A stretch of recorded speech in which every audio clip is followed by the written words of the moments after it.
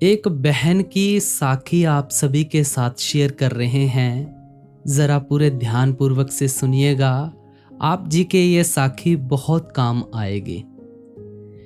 एक सत्संगी बहन थी जिसका बाबा जी के प्रति बहुत ही लगाव था। हर सुबह अमृत वेला में उठकर सिमरन और भजन करना, दिन में सत्संग सुनना और डेरे में जब भी अवसर मिलता सेवा करना ही उसकी दिनचर्या थी। उसके लिए गुरु ही सब कुछ थे। उसकी छवि उसकी आंखों में और उनका नाम उसकी सांसों में बसा था। इस साल डेरे में एक बहुत बड़े विशेष सत्संग कार्यक्रम का आयोजन होने वाला था। देश विदेश से संगतें आने वाली थीं। कहते हैं यहाँ पर बाबा जी का कार्यक्रम है। कई दिनों तक दर्शन देने वाले थे। बहन के दिल में उत्साह भर गया। उसने महीनों पहले से ही तैयारी शुरू कर दी थी। उसने अपनी नौकरी से छुट्टी ले ली थी और अपना नाम लंगर सेवा के लिए लिखवा दिया था। अपने गुरु के घर में उनकी संगत की सेवा करने से बड़ा सौभाग्य और अपने गुरु के घर में उनकी संगत की सेवा करने से बड़ा सौभाग्य और क्या हो सकता था। वह दिन रात बस यही कल्पना करती कि कैसे वह डेरे की पवित्र धरती पर होगी, गुरु के दर्शन करेगी और अपनी छोटी सी सेवा निभाएगी। कार्यक्रम में जाने के लिए बस 2 दिन बचे थे और उन्होंने अपना सारा सामान बांध लिया। उनका मन पक्षी की तरह उड़कर डेरे पहुंच जाना चाहता था। तभी उसके पड़ोसन में रहने वाली शांति अम्मा, जिनका नाम था, उनकी तबीयत अचानक बिगड़ गई। शांति अम्मा एक अकेली बुजुर्ग महिला थी। उनके बच्चे शहर से बाहर रहते थे और हफ्तों में कभी एक बार फोन कर लिया करते थे। वह थोड़ी चिड़चिड़ी थी, इसलिए मोहल्ले में भी कोई उनसे ज्यादा बात नहीं करता था। मीरा भी उन्हें दूर से ही नमस्ते कर देती थी। उस शाम शांति अम्मा के घर से कुराहने की तेज आवाजें आईं और बहन का मन नहीं माना। उसने दरवाजा खटखटाया। जब कोई जवाब नहीं आया तो उसने हल्का सा धक्का दिया और दरवाजा खुल गया। अंदर का दृश्य देखकर बहन का दिल कांप गया। शांति अम्मा जमीन पर पड़ी थी। उन्हें तेज बुखार था और लगभग बेहोशी की हालत में थी। मीरा ने तुरंत डॉक्टर को बुलाया। डॉक्टर ने बताया कि उन्हें गंभीर निमोनिया हो गया है और उन्हें एक पल देखभाल की जरूरत है। डॉक्टर ने कहा, इनके बच्चों को तुरंत बुला लीजिए, इन्हें अस्पताल में भर्ती करना पड़ सकता है, लेकिन फिलहाल कोई इनके पास 24 घंटे होना चाहिए। बहन ने उनके बच्चों को फोन किया, लेकिन वे किसी जरूरी काम से शहर से बाहर थे और 2-4 दिन से पहले नहीं आ सकते थे। उन्होंने मीरा से ही कुछ दिन ध्यान रखने की विनती की। मीरा के पैरों तले जमीन खिसक गई। एक तरफ उसका सपना था, उसके गुरु का घर, सत्संग और सेवा, दूसरी तरफ असहाय बीमार महिला जिसे शायद उसकी सबसे ज्यादा जरूरत थी। उसका मन छटपटाने लगा। हे मालिक, ये कैसी परीक्षा है। मैं महीनों से इस दिन का इंतजार कर रही थी। मैं वहां लंगर में सेवा करना चाहती थी, आपके दर्शन करना चाहती थी। उसकी आंखों में से आंसू आ गए। उसने मन ही मन अपने गुरु से शिकायत की, आप तो सब जानते हैं, फिर मेरे साथ ही ऐसा क्यों। पहली रात बहुत मुश्किल से गुजरी। शांति अम्मा दर्द से कुराती रही। बहन ने उनके माथे पर ठंडे पानी की पट्टियां रखीं, उन्हें दवा दी और उनके पास बैठी रही। उसका शरीर तो वहां था, पर उसका मन डेरे में भटक रहा था। वह सोच रही थी, इस समय संगतें डेरे पहुंच रही होंगी, हर तरफ राधा स्वामी का जयकारा गूंज रहा होगा, सभी एक दूसरे को राधा स्वामी बुला रहे होंगे और वह वहां एक अंधेरे कमरे में फंसी हुई है। अगले दिन मीरा ने भारी मन से अपना बैग खोला और सामान वापस अलमारी में रख दिया। उसने डेरे जाने का विचार त्याग दिया, लेकिन उसके मन में एक कड़वाहट थी, एक शिकायत थी। वह शांति अम्मा की देखभाल तो कर रही थी, लेकिन बेमन वह उन्हें समय पर खाना देती, दवा देती, उनके गंदे कपड़े साफ करती, लेकिन उसके मन अंदर एक तूफान चल रहा था। उसे लग रहा था कि वह अपनी असली सेवा से चूक गई है। एक दिन शांति अम्मा को थोड़ी होश आई। उन्होंने कमजोर आंखों से उस बहन को देखा और पूछा, बेटी तुम कौन हो? तुम मेरी इतनी देखभाल क्यों कर रही हो?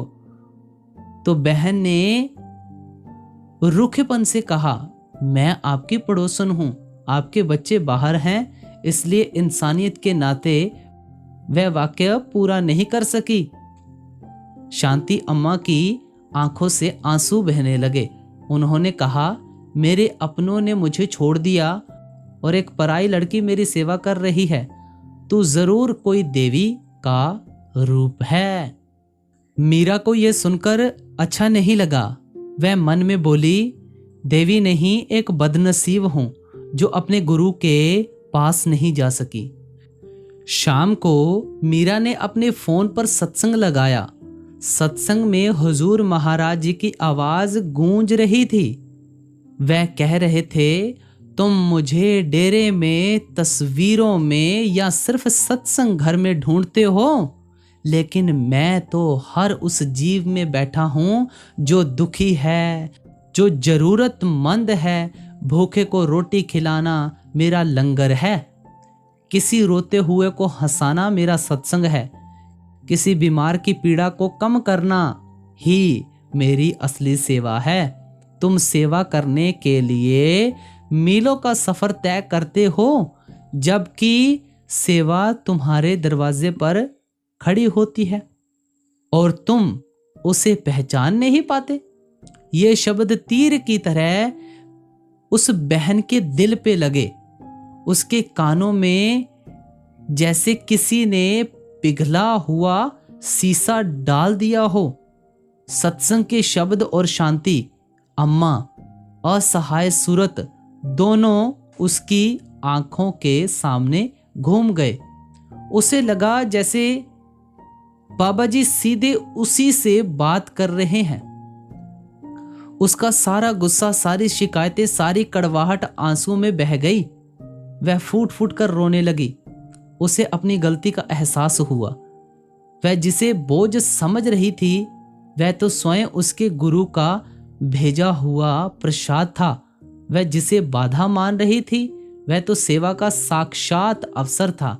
वह डेरे के लंगर में लाखों लोगों को खाना खिलाने का सपना देख रही थी, जबकि उसका गुरु तो चाहता था कि वह इस एक अकेली भूखी आत्मा को प्रेम का निवाला खिलाएं। उस पल के बाद सब कुछ बदल गया। बहन के लिए अब शांति अम्मा का कमरा एक पवित्र स्थान बन गया। उनका बिस्तर गुरु का आसन बन गया। वह अब बेमन से नहीं, बल्कि पूरे प्रेम और समर्पण से उनकी सेवा करती। जब वह उनके लिए दलिया बनाती तो उसे लगता कि वह अपने गुरु के लिए भोग बना रही है। जब वह उनके पैर दबाती तो उसे लगता कि वह अपने गुरु के चरण स्पर्श कर रही है। वह उनकी हर कर्राह में राधा स्वामी नाम का सिमरन सुनती। शांति अम्मा भी ये बदलाव महसूस कर रही थी। बहन के स्पर्श में सिर्फ कर्तव्य नहीं, बल्कि अपमान और प्रेम था। उसकी बातों में एक मिठास थी। बहन अब उनके पास बैठकर उन्हें सत्संग सुनाती, उन्हें भजन गाकर सुनाती। शांति अम्मा का चिड़चिड़ापन धीरे धीरे शांत होने लगा। उनकी आंखों में एक नई चमक आ गई। बहन के एक दोस्त ने डेरे से फोन किया। उसने बताया, बहन तुम यहाँ होती तो कितना अच्छा होता। आज बाबा जी ने बहुत देर तक दर्शन दिए। लाखों की संगत थी। हम तो बहुत दूर थे, ठीक से देख भी नहीं पाए, पर माहौल बहुत अद्भुत था। बहन ने मुस्कुराकर कहा, भाई मैं भी यहीं से दर्शन कर रही हूँ। भाई को समझ नहीं आया। उसने पूछा कि क्या मतलब। बहन ने शांति अम्मा के शांत सोते हुए चेहरे को देखा और बोली, मेरे गुरु तो खुद चलकर मेरे घर आ गए हैं। मैंने उनकी सेवा भी की, उनसे बातें भी की और उनके दर्शन भी किए। इससे बड़ा सत्संग और क्या हो सकता है। उस रात जब शांति अम्मा गहरी नींद में थी, बहन उनके पास बैठी भजन कर रही थी। अचानक उसे लगा कि कमरा एक भीनी भीनी सुगंध से भर गया है और एक दिव्य प्रकाश चारों ओर फैल गया है। उसने आंखें बंद की और अपनी आंतरिक दृष्टि में उसने अपने गुरुदेव का मुस्कुराता हुआ तजोमय चेहरा देखा। वह डेरे में मंच पर नहीं बल्कि उसी छोटे से कमरे में शांति अम्मा के सिरहाने खड़े थे। उनकी आंखों में अपार करुणा और प्रेम था। बहन को एक अपने भीतर आवाज सुनाई दी जो कि उसके गुरु की ही थी। बहन, तूने मुझे पा लिया, तूने मेरी सच्ची सेवा की पहचान कर ली है। मैं यहीं हूं, हमेशा तेरे साथ। बहन की आंखों से कृतज्ञता के आंसू बहते रहे। वह समझ गई कि राधा स्वामी का मार्ग केवल किसी स्थान पर जाने या कोई कर्मकांड करने का नाम नहीं है। ये एक आंतरिक अवस्था है। ये हर जीव में, हर परिस्थिति में अपने गुरु को देखने और प्रेम एवं करुणा के साथ अपने कर्तव्य को निभाने का नाम है। सच्ची सेवा और सच्चा सत्संग हमारी चार दीवारी के भीतर भी हो सकता है, बशर्ते हमारी नीयत साफ और दिल प्रेम से भरा हो। उसका डेरा ना जा पाने का मलाल अब एक गहरे सुकून में बदल चुका था। उसने अपनी जिंदगी का सबसे बड़ा पाठ सीख लिया था। और इस कहानी से हमें क्या संदेश मिलता है? इस कहानी का गहरा संदेश ये है, गुरु या परमात्मा किसी स्थान या मूर्ति तक सीमित नहीं है, बल्कि वे हर जीव, विशेषकर हर जरूरतमंद और दुखी प्राणी में बसते हैं। सच्ची सेवा किसी विशेष स्थान पर जाकर भीड़ में शामिल होने नहीं हो सकती वहां पर, बल्कि अपने आसपास किसी भी दुखी आत्मा की पीड़ा को प्रेम, करुणा और निस्वार्थ भाव से दूर करने का प्रयास करना है। जब हम हर जीव में अपने गुरु का स्वरूप देखकर सेवा करते हैं, तो हम वास्तव में उन्हीं की सेवा कर रहे हैं। यही सच्चा सत्संग है और यही सच्ची भक्ति है। गुरु की कृपा पाने के लिए हमें कहीं दूर जाने की आवश्यकता नहीं। वे हमारे कर्मों और हमारी भावनाओं के माध्यम से स्वयं हम तक पहुंच जाते हैं। तो गुरु प्यारी साध संगत जी, ये एक छोटी सी साखी आप जी के साथ हमने शेयर की। तो इस साखी से आप भी बहुत सारी हिदायतें लें और अपने प्यारे सत्संगी भाइयों के साथ इसे ज़रूर शेयर करें। राधा स्वामी जी।